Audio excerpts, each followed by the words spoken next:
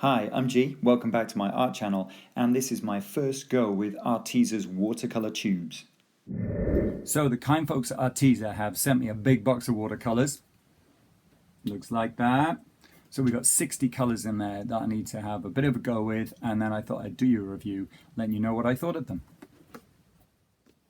So this is the big box with 60 colors that they describe as premium, and they are 60 12 milliliter tubes. To give you a bit of reference, Winsor & Newton do theirs in 5 and 14 mil.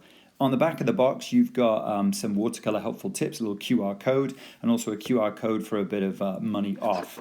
So if I flip it around, you can see all of the colors sort of like listed there, and also a little kind of cube showing you what it's supposed to look like in real life. And then I lift off the top, and that's what you've got inside. Got a whole bunch of little tubes just like this on trays that you can lift out and get at all of the other colors underneath.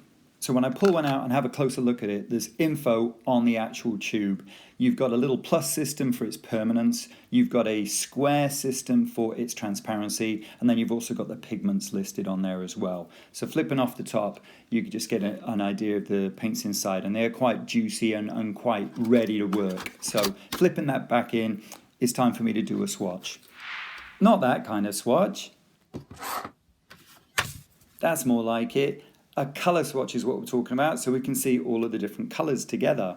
Now, I'm not used to using tubes, I usually use pans, so I put a little bit of each tube into a palette and then swatched every single color in the entire 60 color set.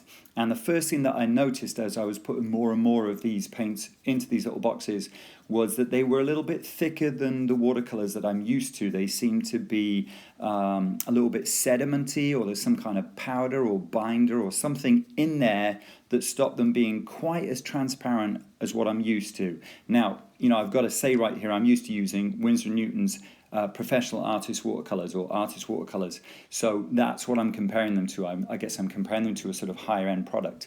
But I noticed that they seem to have this kind of sedimenty quality throughout the bulk of the paints. And there's your transparency rating. And I can tell you right now, a solid square for transparency was 43 paints. 15 had the half and half, and only 2 were classed as fully transparent. Now that's not too unusual, because there are classic watercolors out there that do have this sedimenty quality anyway, but I just wasn't used to so many having that kind of quality. So then I decided I would re-wet them, do a re-wet test. So you can see me using my little plastic bottle of spray water, and I just re-sprayed everything with a good spray of water to see how it would react when it was re-wet and how it would mix. And I got to say, actually, I thought they were brilliant. You know, they were really, really good. They mixed virtually immediately, and I got really nice, you know, colors straight off. Now, they also sent me some paper to use, some cold press acid-free paper, so I thought I'd have a little play about with this and see how that performed as well. And as you can see right there, the texture, it's nicely textured, but it's got a kind of a linear kind of quality to it. If you look, you've got lines running across it, rather than a random texture, which is what I usually prefer and would go for. So I thought what I'd first of all try out is doing a little wet into wet technique. So here you can see me using one of the pink colors and then introducing a sort of orange, a warm orange color, and then just trying to, you know, yeah, I'm brushing it, but I'm trying to let the two colors kind of blend together a little bit. And then I decided what I would do is I would use a blend of greens here, and that would be for me to try doing some backruns on it. So after getting my nice square of green sorted here, then what I would do is dip my brush into some clean water and drop those little droplets onto the green paint in the hope of seeing some really, really sort of like big atmospheric backruns coming on. And after trying that out, I thought what I would do with the sort of third and final, just sort of playing about on the paper, is get a nice sort of yellow ochre going on here, quite a lot of fluid on it, and then I'd actually try dropping some colour instead of clean water. I'd drop some colour onto this paint and see how that blue that I'm using here would then sort of run apart and sort of bloom and make those really lovely kind of like unpredictable bloom effects that you can get out of watercolours. So I just got some pure pigment on the brush and then laid it on top to see what would happen. So after they dried, this is what they look like. And I got to say, I like the wet into wet. I thought it was, you know, nice bright colors, worked pretty well. The backruns didn't spread and make an edge as much as what I'm used to using other watercolors. And the same for dropping in color. It stayed pretty much where it was. It didn't spread outwards and bloom that much. So I thought, next thing, actually do a painting with it. So I decided I would do a Magnolia, and I got my swatch out, and I decided that I would use some 4 colors for the background, so 3 greens and a sort of reddy brown, Bordeaux red. And I would do the whole of the background using that sort of limited palette of colors. So that you can see I've got a light, a medium, and a dark green, and then a sort of dark browny red. Now, I haven't penciled out the background, as you can see, so what I'm doing is just putting the colours on in a sort of like wet into wet kind of effect, and trying to get a very expressive look in the background. And after my first pass, I went in and added some slightly more defined shadow areas, just to give it a little bit more of a 3D and suggest some of the leaves were closer and some were further away. And deciding not to be too fussy with the background, I then decided to move straight onto the flower, and I chose 3 colours for this one, keeping the Bordeaux red as my darkest shade, but also using a sort of light and a medium, bubblegum pink and rose.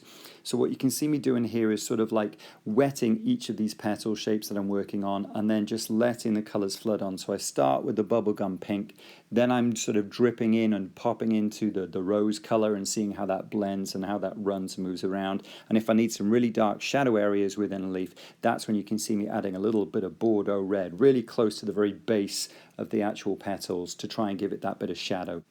Now, I have said that I'm used to using pans rather than tubes, and I don't know if this had anything to do with tube watercolors versus pans, but again, I found the paint to be a little bit, I suppose, heavy. I was putting on colors hoping that they would flood with the water and blend a lot more, and they really didn't. I had to do quite a lot of manipulation with the brush, back and forth, in order to try and blend colors together. I mean, that should be fairly obvious from what you can see me doing here.